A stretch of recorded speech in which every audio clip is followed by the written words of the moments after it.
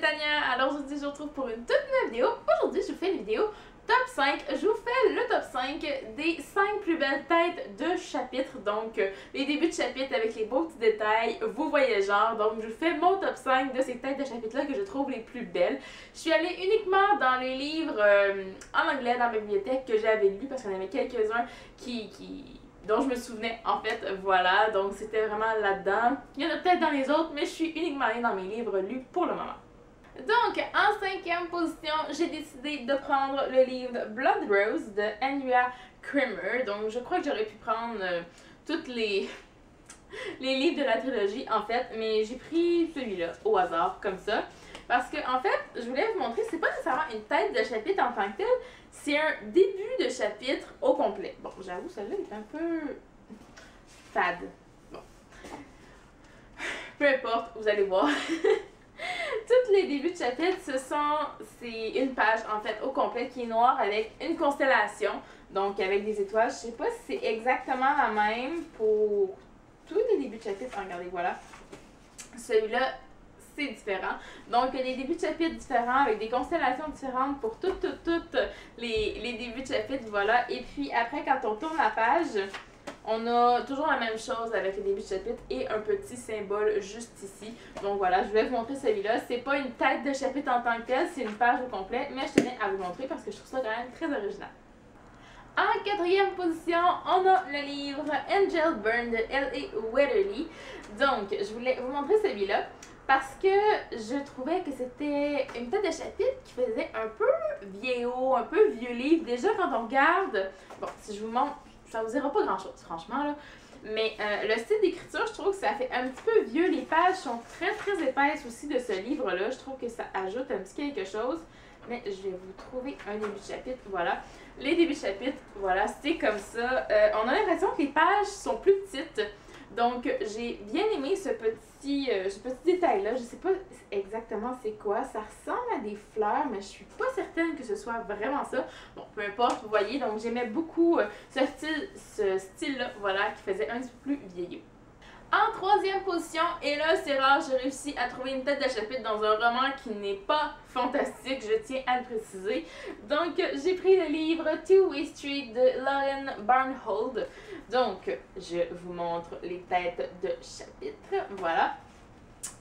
Ce que j'aime avec ces têtes de chapitre-là, c'est tous les détails qu'on a et surtout la petite flèche en fait. Parce que ce livre-là est dit du point de vue de deux personnages, donc on a toujours le titre, le nom du personnage en fait que le chapitre est du point de vue de ce personnage-là. En fait, je vais finir par y arriver, hein, vous comprenez de toute manière. Donc voilà, et puis il y a une petite flèche qui dit before, donc avant. Et pour certains autres chapitres, je vais vous en trouver un. Il y a des chapitres qui disent The Trip et ça veut dire le voyage, voilà, c'est au moment présent en fait. Donc on alterne et j'aime bien ça, j'aime bien juste le fait qu'il y ait la petite flèche, je trouve ça joli. Et c'est sûr qu'on la voit pas beaucoup, mais il y a un petit rappel sur la couverture dans Two Way, donc il y a deux flèches, donc c'est pour ça qu'il y a des flèches à l'intérieur. Donc je trouvais ça très joli, très original, parce qu'on s'entend que l'habitude des têtes de chapitre des romans contemporains, c'est assez ordinaire. En 2e position, et cette fois-ci c'était une évidence pour moi, c'était celui qui m'était venu en tête tout de suite quand j'ai eu l'idée de faire cette vidéo-là. C'est pas mon idée originale, on s'entend que ça a déjà été fait, mais quand j'ai voulu faire la vidéo, voilà. Donc j'ai pris le livre Shadow and Bones de Leigh Bardugo. Donc vous allez comprendre pourquoi, si vous avez jamais vu la tête de chapitre de ce livre-là. J'ai pas regardé les autres tomes parce que c'est le seul que j'ai lu, mais voilà.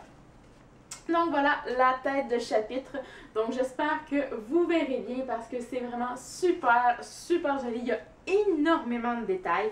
C'est sûr qu'il y a un rappel de la couverture avec les tours, si je peux dire, du château. Il y a... Qu'est-ce qu'il y a à côté? On dirait qu'il y a des dragons aussi. Donc c'est assez logique. Voilà.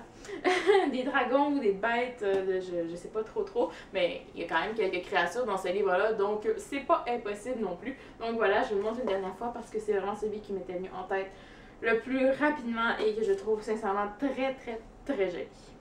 Et finalement, en première position, C'est un livre que je trouve très très beau pour ses têtes de chapitre. La couverture aussi, je trouve ça magnifique. Non, ce n'est pas Throne of Glass, même si j'ai pensé l'inclure dans ce top 5. Il s'agit du livre Honestly de Cynthia Hand. Donc, je vous montre la tête de chapitre. Donc, déjà, vous voyez que la couverture, hein, c'est très très joli. Ça brille tout et tout avec les plumes. Et ce que j'aime, c'est qu'on a justement un rappel de ces plumes-là, de cette plume-là en fait, dans toutes les têtes de chapitre. Donc celle-là est un petit peu sur le coin, je sais pas si vous allez bien voir. Celle-là, je crois que c'est différent pour tous les livres. Voilà, bon, ça dépend quel côté, mais voilà, celle-là est de l'autre côté. Toujours vers le centre du livre, voilà. J'espère que vous verrez bien. Il y a toujours des beaux petits détails. Et moi, sincèrement, le fait qu'il y ait une plume, je sais pas pourquoi, mais ça m'a attiré, juste les motifs. Voilà, j'ai aimé ça, j'ai adoré ça en fait. Donc c'est pour ça que je l'ai mis en première position. Je me suis dit, il faut que je fasse un peu original. Parce que Shadow and Bones, ben, on l'a vu souvent, voilà, dans ces vidéos-là. En tout cas, moi, je l'ai vu souvent. Ça revenait assez souvent, donc je voulais un livre aussi qui sortait un petit peu de l'ordinaire. Et la couverture, les têtes de chapitre sont vraiment magnifiques. Donc voilà. Et bien voilà, c'est ce qui conclut cette vidéo top 5 sur les 5 plus belles têtes de chapitre qui se trouvent dans ma bibliothèque de livres lus. Dites-moi en commentaire si vous avez envie que je vous fasse une vidéo dans le même genre, mais avec des livres en français peut-être, ou dans ma bibliothèque de livres non lus, donc ça prendrait un peu plus de temps pour préparer ma vidéo, je dois l'avouer, parce qu'il faudrait que je regarde tout ça, et il y en a quand même beaucoup, si vous savez à combien s'élève ma peur en ce moment. Donc voilà, en attendant la prochaine vidéo, moi je vous dis à la prochaine, et bonne lecture! Et chaque que j'abandonne, j'en ai brûlé.